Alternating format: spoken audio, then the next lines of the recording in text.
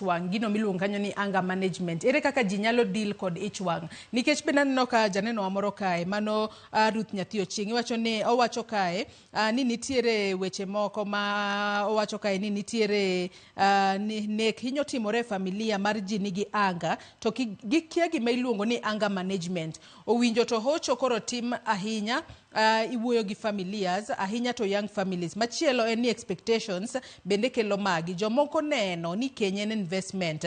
Dhier bende changia e lwenjego. Mogik, ber ka idonje Kenya gi ng'ama ing'eyo nonro ne maber. At least background ng'ato ber ng'eyo. Nikech samoro ng'ato wuok e familia ma ji osenegore koro chalo katol. Mano Ruth Nyathi Ochieng oluwo twak kae no moja. Weche gi mag ich wang ng'ato nego bed ni manage yo machalo nade. Mar mondo mi kik ng'ato wach ni atimo ma nikech iya no wang. Anger management ji onego bed ni timo nade Dr. Manya. Mana mapiyo piyo kwa tieko.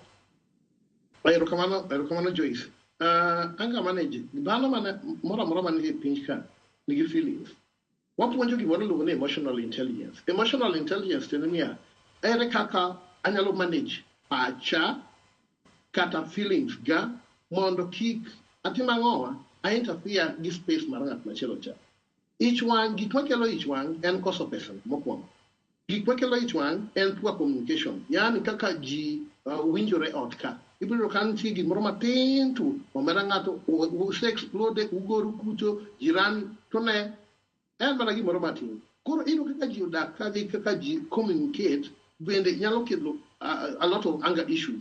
Gimoro nitie ka ni depression. Depression gima kele en niya kata dang kar kihondko maparo ni en ni nitie gimoro manotimore higa mokalo kata higni adek mokalo e family waka kata e relationship waka. Omara gini pod wamako. By the way, ajangiso ga ji ni ing'eni jok moko pod odak Ethiopia.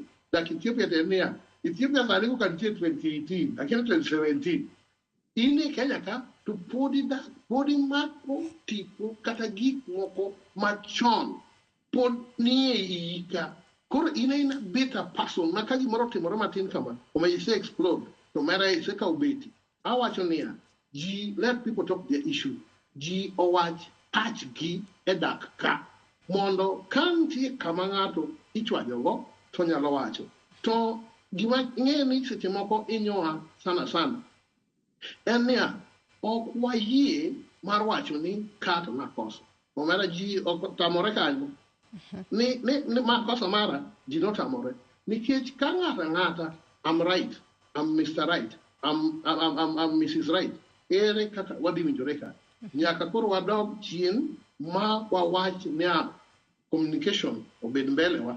To weche bodhi adhiya maber. To kokamano to yes. Dr. Manya wach ni mogik ka watieko twak mar okinyi ma kawuono nyisa ni thuolo marwa manomiwa ema oserumo. Wach ni mogik kotudore kod medruok mag nek to ere kaka onego bed ni geng'ogi to sirikal otimo ang'o nikech jopiny bende seyo sirikal ni jomoko oseneki neko imako gi tiwegi thuolo. Sirikal otimo ang'o mar mondo mi ogeng'ane nek ma aoyaye mwasebedo kwanene pacho kae. Mana mapiyo piyo kwa tieko Dr. Manya.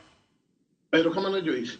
An gima nyalo wacho gima koro nyalo konyogo piny ng'e en niya number 1 watimo gima iluongo ni sensitization. Sensitization en puonjo jowa obed barasa, obed kanisa, obed ang'o e rito ratiro mag jok mamoko. Obed ratiro mag dichuo, obed ratiro mag dhako. Sirikal nigi sehemu monego bed ni gitimo. Mokwongo onego bed ni arita mar chik bedo reinforced. Nikech iyudo ka cases mag nek gitimore atima kama gitimore to gidhi. Naneno ka wuodo moro noneg malich. To iyudo ka ng'am suspect otho.